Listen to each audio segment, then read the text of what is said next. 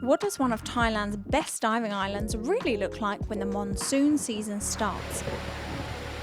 From a ghost town on land, Very few things open. to a shifting baseline underwater, It was worse than we were expecting. we're finding out if Koh Lipe's monsoon gamble is a huge mistake or if it's the ultimate cheat code to access world-class scuba diving at half the cost and none of the crowds. Okay guys, we're almost at the dive site. It's time to gear up and let's go diving.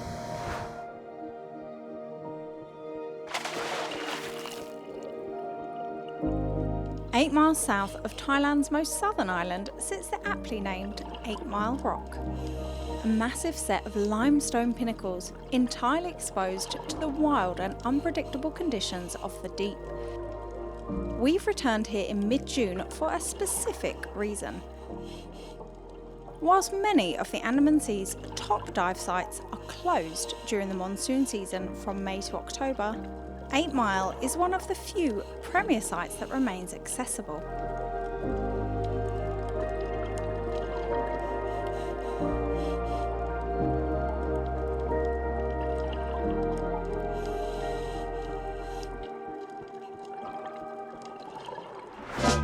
The pinnacle rises from depths of over 50 metres, with the top sitting between 12 and 16. These currents are a high-speed plankton buffet for pelagic life, and if you're very lucky, April to July is the prime window for whale shark sightings.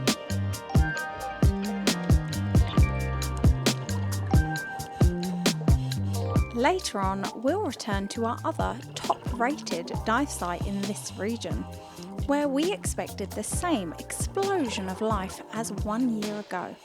But just 12 months after our last visit, we were in for a shocking wake-up call.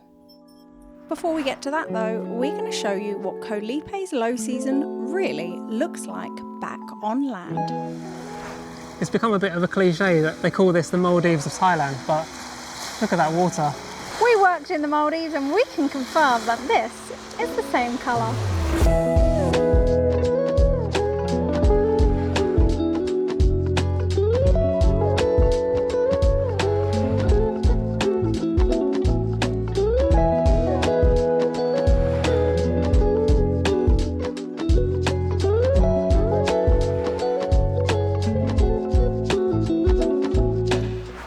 How closed and quiet everything is compared to last year. Oh, apart from that leaf. Apart from that leaf. I was really expecting it to be busier. Basically everything I can see is closed. So before Koh Lipe became super famous as the Maldives of Thailand, it was a fishing island. And you can see the fishermen setting their traps. They use their boats for tourists in the high season and fishing in the low season. And it's a really nice part of this island which is filled with culture, not just tourism, boutique resorts and everything, and we love that.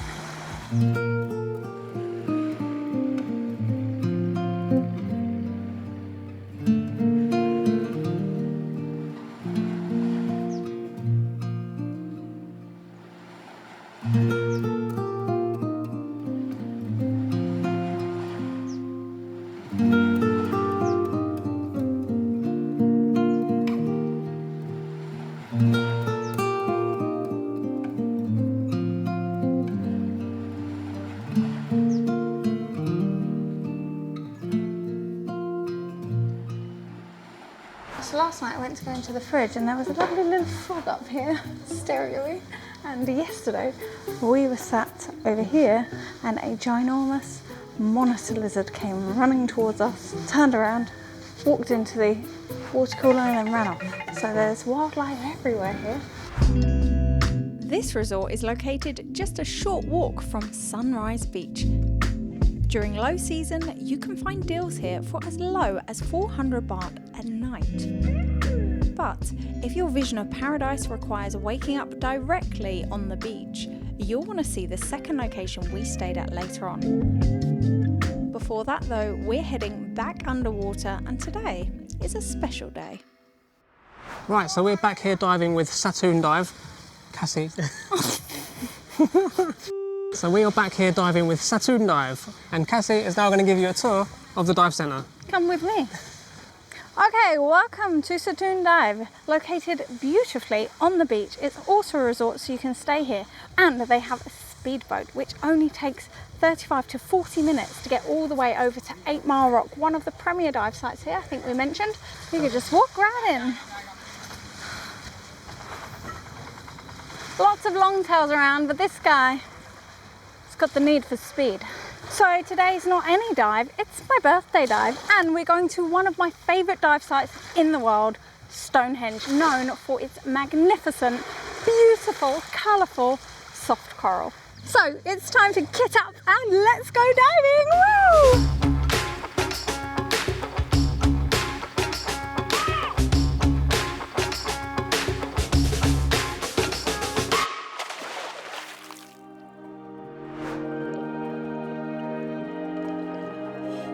Stonehenge is available to dive between January and October, making it another premier dive site that can be accessed during the low season months. And although it can experience strong currents, due to its shallow depth, it's accessible to divers of all levels. Almost exactly a year ago, we were blown away by the abundance of soft coral that covered this site, making it one of our top-rated dive sites in Thailand.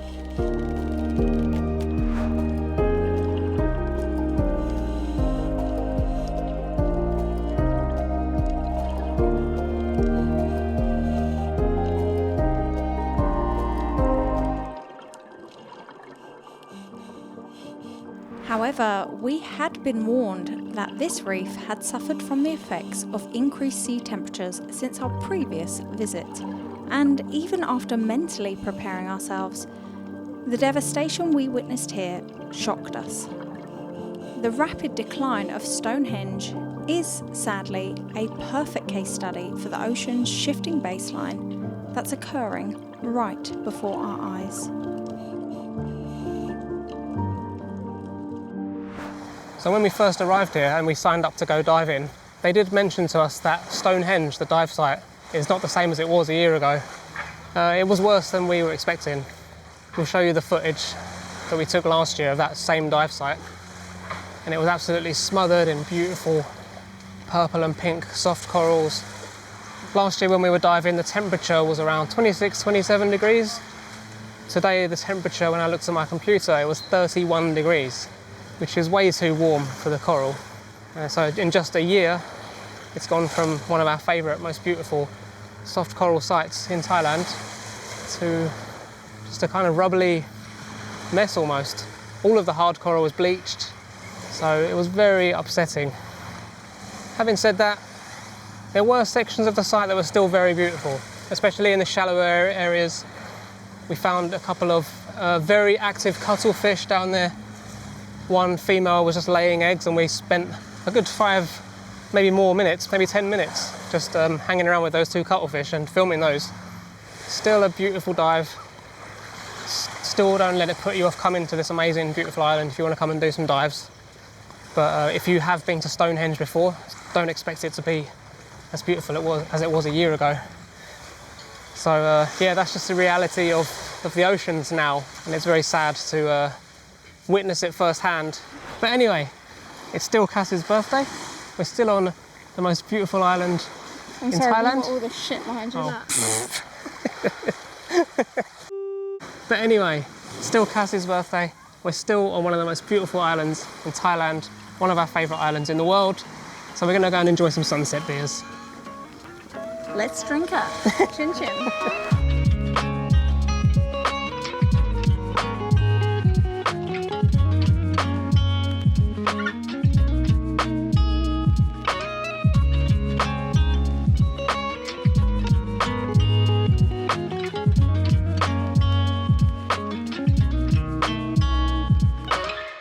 One of the best things about this resort is happy hour between 4 to 6, 2 for 1 cocktails. And I'm going to tell you something. I've tried a lot of cocktails in my life, and these are damn good cocktails. Okay, our number one choice on this menu is the Mai Tai. Fruity, alcoholic, delicious. Yeah, cheers, cheers.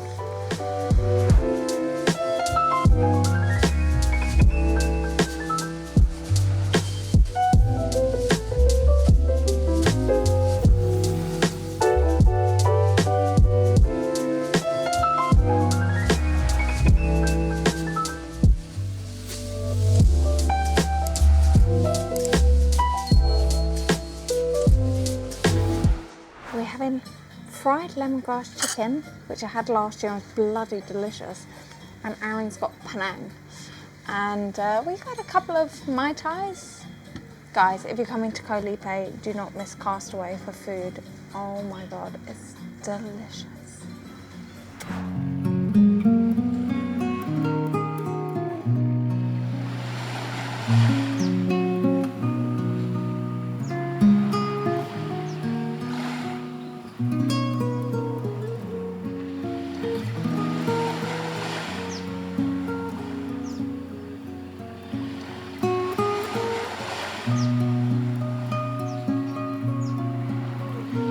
Right, come on and we'll give you a quick room tour.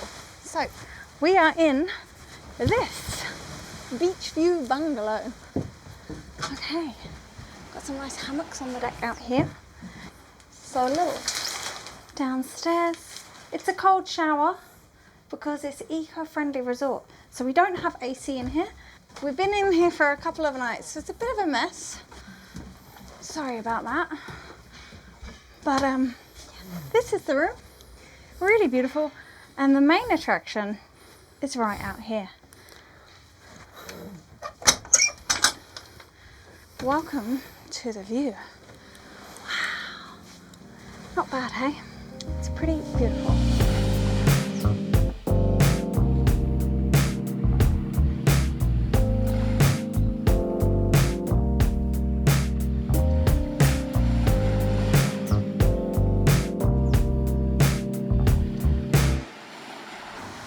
Waiting for our breakfast.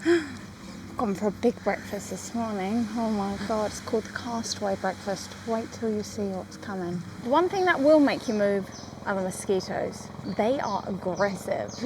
I've got a massive one. Aaron's been bitten on the head. They bite you everywhere, through your clothes even. So the Castaway does give you like really good mozzie spray, but even that, they're hungry. They're hungry for us. And they're ginormous. They're like this big.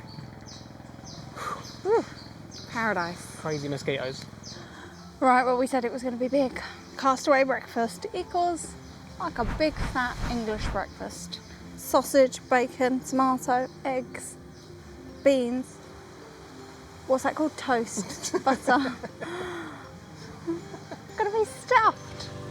Sausage, bacon, tomato, egg. Sausage, bacon, tomato, egg. Sausage, bacon, tomato, egg, beans. What's that called? Toast.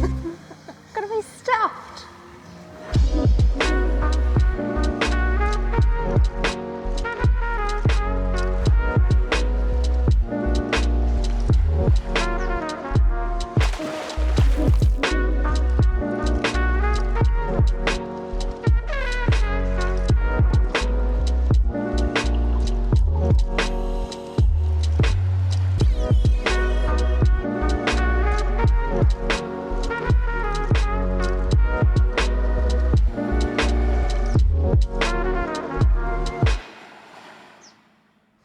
So one thing that you'll find when you're travelling to these islands during rain, we almost got killed by a flying bit of tile just then, by these guys. Okay. I'm standing and I'm just flinging. We're just flinging tiles and we almost got hit by a projectile. Anyway, as I was saying, during rainy season you'll find that on a lot of these islands, not just in Thailand but all over the place, that during rainy season it's a little bit less, a little bit dirtier. Maybe because there's fewer tourists around, they're not so on the ball with keeping things clean and tidy, but also because it's raining a lot and it's really hard to keep everything clean, just because they don't really have the infrastructure for it. So bear that in mind if you want to come somewhere like this in the rainy season. But just go down the beach and it's bloody beautiful. So. We've seen very few tourists around, both in Castaway and then a few days ago in Hideaway Resort, when probably in high season they'll both be absolutely rammed. So it's a gamble, but it can pay off if you're willing to risk a little bit of bad weather, which we haven't really had, to be honest. The weather's been pretty good. How much rain have we had? Hardly any. Yeah, hardly any. Only at night, really.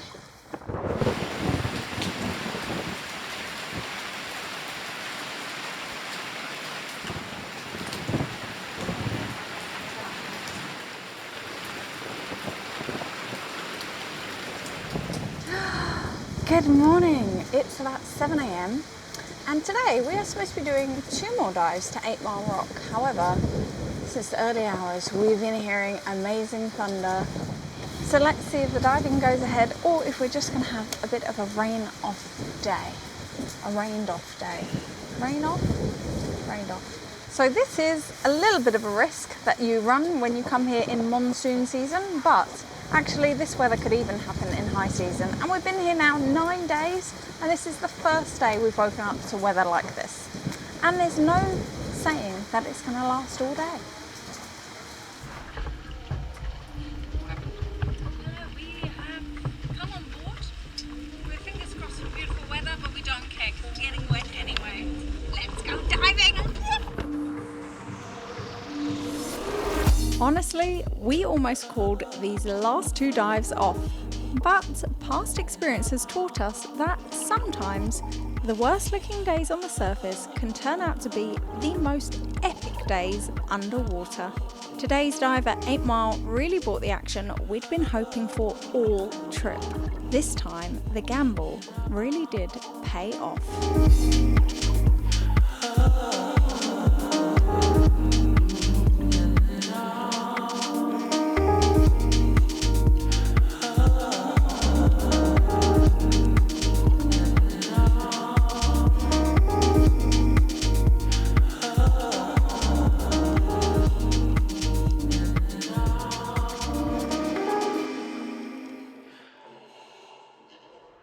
Another thing about the monsoon season is that you might be afraid that you might not see sunsets every day, and you're just going to have a cloudy washout and you're not going to see the sun. Well, we've been here over a week now. We've only not had a sunset really, only yesterday, eh? When it was a bit cloudy. We're just heading round to the North Beach now, just to see if we can catch the last bit of sunset. And my camera's about to die, so wish us luck.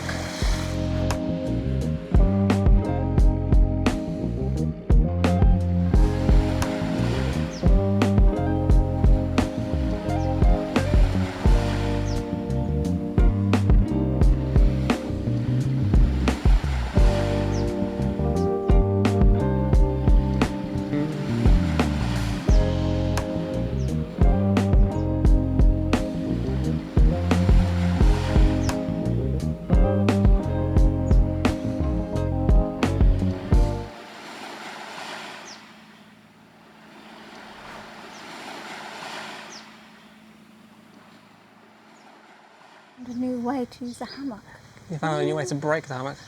Well, it's been a hot time moving out, so I thought, just try something new before we leave. Oh my God. That's it, time to leave Koh Lipe. Everything's damp as hell, as usual. But we don't mind. That's life as a travelling, diving person. I don't know where all these people came from. They weren't on the island. They all seem to be leaving the island though. Emerged. It's a bloody mystery. What have we been doing? We've been in the wrong place. We've been in the right place. We didn't know anyone else was here. Perfect. So that was low season in Koh Lipe. Would you come here in low season? Let us know in the comments below. We think if you don't mind the odd downpour, 90% of things being closed, a great bargain on beautiful accommodation, empty beaches, empty dive sites, empty snorkel spots. Well, it's worth a gamble. Hope you've enjoyed this video. If you liked it, give it a thumbs up, share it with your buddy, and don't forget to subscribe for more island diving adventures. See you next time.